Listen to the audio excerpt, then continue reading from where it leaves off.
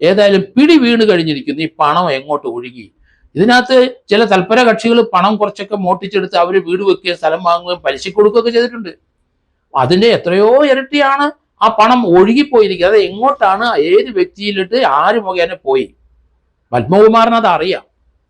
പത്മകുമാർ പറഞ്ഞല്ലോ, താൻ ദൈവതുല്യം സ്നേഹിക്കുന്നവര് ഇതിൻ്റെ അകത്ത് ഇടപെട്ടിട്ടുണ്ട്. അതുപോലെ അതിനകത്തൊരു വാക്കൂടെ പറഞ്ഞല്ലോ, കടകംപള്ളി സുരേന്ദ്രൻ ആരാണെന്ന് വളരെ മോശമായ ഒരു പദം അതേ ഉപയോഗിച്ചല്ലോ.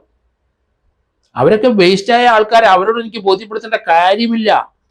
താൻ ദൈവതുല്യം സ്നേഹിക്കുന്ന ആൾക്കാരെ അല്ലേ ബോധ്യപ്പെടുത്തേണ്ടത്. അത് ആരാണ്, അങ്ങോട്ട് പണം ഒഴുകിയോ? അതാണ് SIT കണ്ടുപിടിക്കേണ്ടത്. ഇതിനകത്ത് സർക്കാരിൻ്റെ ഒരു അന്വേഷണം അല്ല ഇത്, ഹൈക്കോടതിയുടെ നേരിട്ടുള്ള ഒരു അന്വേഷണമാണ്.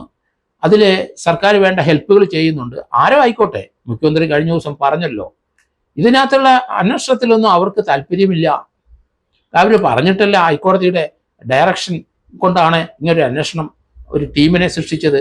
അവർ കൃത്യമായിട്ട് അന്വേഷിക്കുന്നുണ്ടെന്ന് കഴിഞ്ഞ ദിവസം മുഖ്യമന്ത്രി പറയുകയും ചെയ്തു. വരട്ടെ, എങ്ങോട്ട് പണം ഒഴുകിയെന്ന് കണ്ടെത്തട്ടെ ആ ടീം.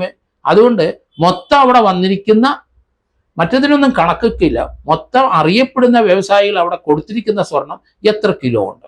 ഒരു 10-100 കിലോയ്ക്ക് അടുത്ത് വരും എന്നാണ് ഞാൻ കരുതുന്നത്. 100 കിലോ സ്വർണം എന്ന് പറഞ്ഞാൽ എങ്ങോട്ടാണ് ആ പണം ഒഴുകിയത്? അത് തീർച്ചയായിട്ടും SIT കണ്ടെത്തണം. അത് പത്മകുമാറിന് ആ വിവരം അറിയാം എന്ന് എനിക്ക് വ്യക്തതയുണ്ട്.